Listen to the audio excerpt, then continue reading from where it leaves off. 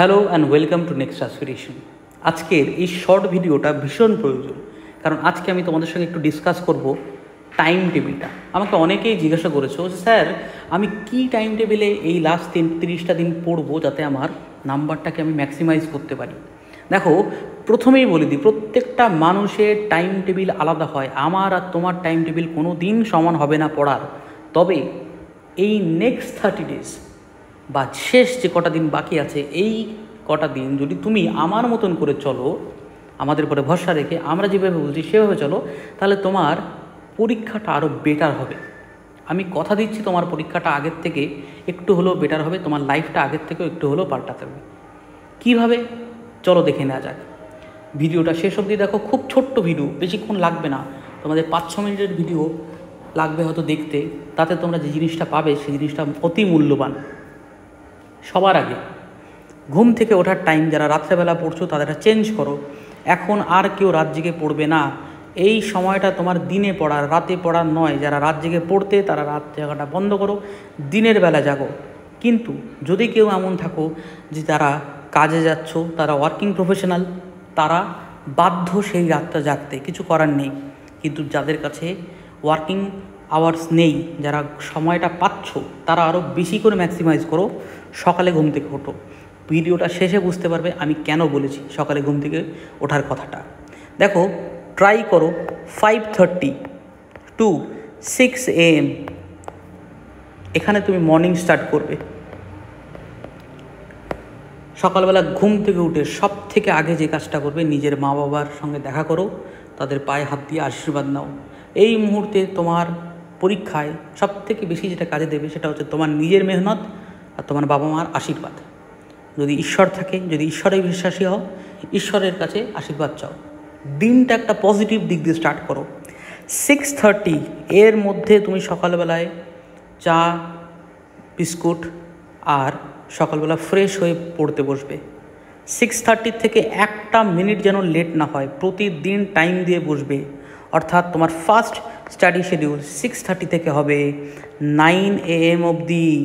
এর মধ্যে তোমাকে ভগবান এলে ডাকলেও যেন ঘুম থেকে না ওঠো, অর্থাৎ পড়ার যে ঘুম সেখান থেকে না ওঠো। তুমি সবাই যেন বুঝে যে ভিতরে একজন পড়ছে, তাকে ডিস্টার্ব করা যাবে না, যেমনই কন্ডিশন হোক না কেন। আমি আবারও বলছি, এটা তাদের জন্য বলছি যারা পিওরলি ফাঁকা রয়েছো, যারা ওয়ার্কিং প্রফেশনাল নও। নাও 9টার সময় ওঠার পরে যারা বাজারঘাট করতে যাও, যারা মনে করো আমার কাজ আছে, আমি ব্রেকফাস্ট করব, তারা এই 9টা থেকে 10:30, ইয়েস, এই 10:30 অবধি একটা ব্রেক নাও। এই 1.5 ঘন্টার ভিতরে তুমি বাজার করা, ব্রেকফাস্ট করা, যাবতীয় সমস্ত কাজ করা, ইনক্লুডিং তুমি যদি পারো স্নানও করে নিতে পারো, কমপ্লিট করে নেক্সট পড়ার টাইম হবে তোমার 10:30 থেকে 10:45 মধ্যে স্টার্ট করবে। এইটা তোমার সেকেন্ড শিডিউল হবে পড়া। এই 10:30 থেকে 10:45 মধ্যে যখন বসলে পড়া, এখান থেকে শুরু করে এই পড়াটা করবে লেন্দি পড়া। অর্থাৎ ধরে নাও আমি যদি 11টা বলি বা 10:30 বলি, সেখান থেকে নিয়ে আমি এটা 1:30 অবধি নেব, 1:30 PM। 1:30টার আগে কেউ পড়া ছেড়ে উঠবে না। এটা তোমার সেকেন্ড শিডিউল স্টার্ট হবে। এই 1:30টার সময় উঠে তুমি লাঞ্চ করবে। লাঞ্চ করার পরে একটা শর্ট ন্যাপ নেবে, অর্থাৎ কেউ বলবে না যে আমি ঘুমালে উঠতে পারি না। একটু শর্ট ন্যাপ নেবে বা নিজের বডিটাকে একটু স্ট্রেচ করবে। অনেকক্ষণ পড়েছো সকাল থেকে, তুমি অলরেডি কিন্তু সকাল থেকে প্রায় 2.5 ঘন্টা প্রায় 5-5.5 ঘন্টা পড়ে নিয়েছো। তো অলরেডি 5 to 6 আওয়ার্সের স্টাডি তোমার কমপ্লিট হয়ে গেছে। এদিক ওদিক একটু হবে, হয়তো উঠবে, একবার বাথরুম যাবে, কিন্তু চেষ্টা করবে বারবার করে বাথরুম না যাওয়ার। শর্ট ন্যাপ নিয়ে খেয়ে দিয়ে 3 PM, গাইস 3 PM থেকে হবে তোমার থার্ড পড়াটা। 3 PM থেকে নিয়ে সেই পড়াটা যাবে 5 PM অবধি। এইটা তোমার দিনের 3য় নাম্বার সিটিং। এই থার্ড সিটিং করার পরে 5টা থেকে একটা লম্বা গ্যাপ নেবে 6:30 অবধি। 6:30 অবধি গ্যাপ নিলে আবার 1.5 ঘন্টার গ্যাপ দিচ্ছি। যাও, বাইরে যাও, একটু হেঁটে আসো, কারোর সাথে কথা বলো, দুটো ফোনে গল্প করো, কোনো অসুবিধা নেই, কমপ্লিট করো। কমপ্লিট করার পরে 6:30টার সময় আবার পড়তে বসো। এই পড়াটা তুমি শেষ করবে 6:30 থেকে 9টা বা 9:30, ব্যাস এই তোমার 4th স্টাডি শিডিউল শেষ।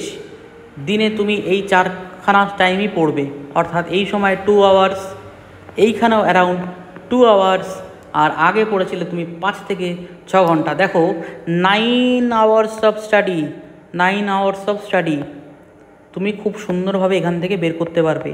এই 9 আওয়ার্স অফ স্টাডি কিন্তু পিওরলি তোমার, তুমি চাইলে এটাকে একটু বাড়াতেও পারবে, চেষ্টা করবে এটাকে না কমানোর। 9 আওয়ার্স এই পরীক্ষার আগে ভীষণ দরকার। এরপর আবার বলি, তুমি কোন সময়টায় কি পড়বে। সকালবেলায় ঘুম থেকে উঠে কেউ ম্যাথ নিয়ে বসবে না, কেউ বসবে না। এই early morning is not the time যখন তুমি ম্যাথ করতে বসবা। এই সময়টা হচ্ছে তোমার জিএস পড়া, অর্থাৎ মাথা ক্লিয়ার রয়েছে, তুমি মাথায় এখন যেটা দেবার সব ক্লিয়ার ঢুকে যাবে। এই সময়টায় জিকে পড়বে, এই সময়টায় ইংলিশ পড়বে, অর্থাৎ যত কনসেপ্ট এই সময় করবে, প্লাস রিভিশনগুলো করবে। অর্থাৎ আমি এখন সকালবেলা উঠে কিন্তু আগে পড়তে বসে যাব না যে কিভাবে আমার ম্যাথ কমপ্লিট হবে, রিজনিং কমপ্লিট হবে, তার জন্য অন্য সময় আছে। সকালবেলার এই সময়টুকুতে খালি তুমি জিকে বা জিএস বা ইংলিশ করবে। 10:30 থেকে 10:45 বা 10:45 বা 1:30 অবধি যে টাইম পিরিয়ডটা আমরা বললাম, সেই বা সেকেন্ড সিটিংটা, এই second sitting was the time যেখানে তুমি সব থেকে টাফ ম্যাথসগুলো করবে। এইখানে তুমি টাফ ম্যাথসগুলো করবে। এখনও পর্যন্ত কিন্তু তুমি কোনো ভিডিও দেখো নি, সারাদিনে এখনও কিন্তু তুমি ভিডিও নিয়ে বসো নি, তুমি কিন্তু শুধু পড়ছো, ভিডিও এখনও দেখছো না।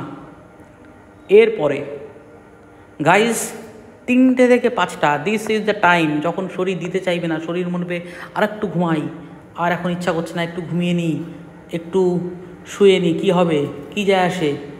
এই 2 ঘন্টা, দিস ইজ দ্য 2 আওয়ার্স যখন তুমি ভিডিও দেখবে। তোমরা যদি আমাদের ভিডিও দেখতে চাও কোনো অসুবিধা নেই, তোমরা যদি অন্য কোনো জায়গার ভিডিও দেখতে চাও তাতেও কোনো অসুবিধা নেই। টার্গেট কিন্তু একটাই, টার্গেট চাকরি। আমি আবারও বলছি, কিন্তু আমি ভিডিও বানাচ্ছি মানে আমাদের ভিডিওটাই দেখতে হবে সেটা নয়।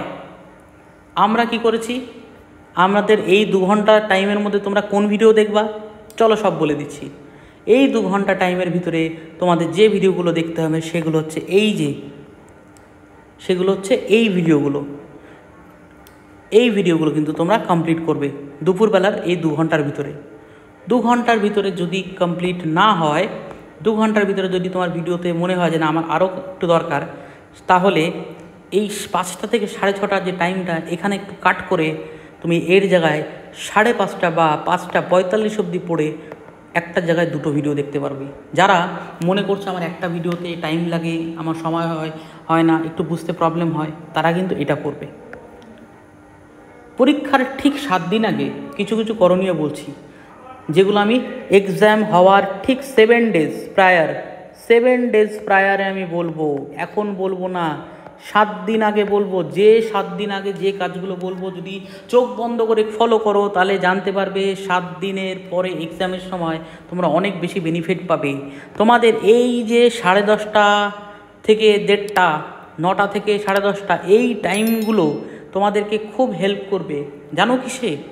এই টাইমগুলো তোমাদের হেল্প করবে এক্সামে, কারণ এই 10:30 থেকে 1:30 এই টাইমগুলোতেই কিন্তু তোমাদের এক্সাম চলবে।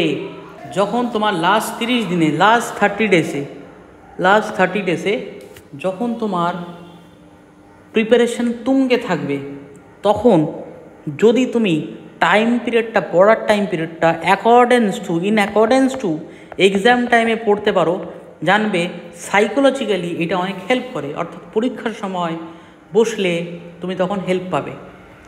এই 10:30টার সময় তুমি যদি চাও ম্যাথস না করে, এই 10:30টার সময় তুমি মকও দিতে পারো, তুমি মক টেস্টও দিতে পারো। মক টেস্ট দেওয়াটা কিন্তু এখন ভীষণ ভীষণ ভীষণ জরুরি হয়ে উঠেছে। এই সময় ছাড়া মক টেস্ট যদি এখন তুমি না দাও, তোমার কাছে কিন্তু অসম্ভব হয়ে যাবে পরীক্ষাটা ভালো রেজাল্ট করা। তোমাদের যদি মক টেস্ট দিতে হয়, আমাদের হোয়াটসঅ্যাপে তোমাদের একটা মেসেজ দরকার। সেই মেসেজটা দেওয়ার পরে আমরা হোয়াটসঅ্যাপে কয়েকটা মক পাঠিয়ে দেবো।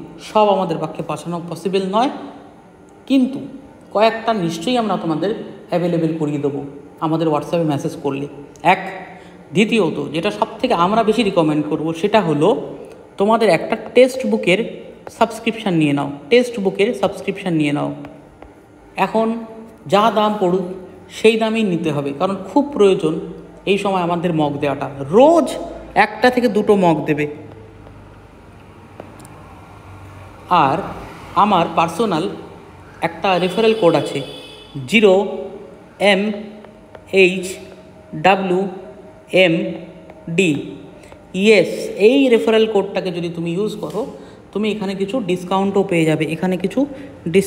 পেয়ে যাবে টেক্সট বুকে। না গাইজ, এটা কোনো পেইড বা রেফারেল ভিডিও নয়, বা যেখানে আমি স্পন্সার্ড হয়ে ভিডিও করছি সেরকম কিছুই নয়। জাস্ট টেক্সট বুকে এই মুহূর্তে তোমার কাছে সবথেকে বেশি পরিমাণে অপশান আছে মক দেওয়ার, সেইটুকুই। এটা আমার পেইড নয়। এইটাতে হয়তো বা আমার কাছে কিছু পয়সা ঢুকবে যখন তুমি রেফারেল কোডটাকে ইউজ করে তোমার সাবস্ক্রিপশানটা নেবে। This is an honest thing, এখানে লুকানোর কিছুই নেই। নাও, এই 7 দিন আগে আমি আরও একটা ভিডিও দেবো, যে ভিডিওটা কিন্তু অবশ্যই দেখবে যাওয়ার আগে। লাস্টলি 6:30 থেকে 9:30 এই টাইমটাতে কিন্তু তুমি ম্যাথ রিজনিং করবে। অর্থাৎ হয় রাতের বেলায় ম্যাথ রিজনিং করো আর দুপুরবেলায় তুমি মক দাও, বা দুপুরবেলায় ম্যাথ রিজনিং করো, রাতের বেলায় মক দাও। আমি এখনও তোমাদের সাজেস্ট করব মক দেবে সকালে ওই 10:30টার শিফট যখন তুমি পড়তে বসবে ওই সময়টায় মক দাও। দ্য বেস্ট টাইম মক দেওয়ার। আমি নিজেও কিন্তু এই সময়টাতেই সবথেকে বেশি মক দিয়ে থাকি, কারণ তোমার ব্রেন সেলসগুলো বা ব্রেনটা অ্যাকাস্টমড হয়ে যাবে, অভ্যস্ত হয়ে যাবে তুমি ওই টাইমে পড়ো এবং ব্রেনের উপরে চাপ দাও। এটার জন্য প্রতিদিন minimum 8 to 9 hours of sleep mandatory. অবশ্যই ঘুমাবে। পরীক্ষার আগে যদি ভালো ঘুম না হয় পরীক্ষা কিন্তু খারাপ হবে। পরীক্ষার আগের দিন আরও বেশি ঘুমাবে, 8-9 ঘন্টার জায়গায় পরীক্ষার আগের দিন ঘুমাবে অন্তত 10 hours। আমি পরীক্ষার আগে কী করণীয় সেগুলোও বলে দেবো তোমাদের সবাইকে। অপেক্ষা করো, আমাদের সাথে জুড়ে থাকো, আমরা আরও অনেক ইনফরমেশান তোমাদের দেব। খুব ভালো করে পড়াশুনো করো, তোমাদের অভাব যত নাম্বারের সব অভাব মিটে যাবে আমাদের এই ক্লাসগুলো করলে। ঠিক আছে? তোমরা সবাই খুব ভালো ক্যান্ডিডেট। একটাই টার্গেট এখন আমাদের হাতের কাছে রয়েছে, সেটা হচ্ছে আমাদের চাকরিটা পেতে হবে। লাস্টলি অবশ্যই আমাদের এই ভিডিওসগুলো কিন্তু দেখবে, কারণ লাস্ট মোমেন্টে এই ভিডিওসই তোমাকে কাজে দেবে। আমাদের টেলিগ্রাম চ্যানেলে পিডিএফও আপলোড করা আছে, সেই পিডিএফগুলো নিয়েও পড়াশুনো করতে পারবে। এর জন্য কোনো আলাদা করে পয়সা আমরা ডিম্যান্ড করি না। Everything here is free of কস্টে আমরা এগুলো তোমাদেরকে প্রোভাইড করছি। আমাদের সঙ্গে থাকো, খুব ভালো করে ক্লাসগুলো করো আর আমাদেরকে সাপোর্ট করো। Thank you. জয় হিন্দ।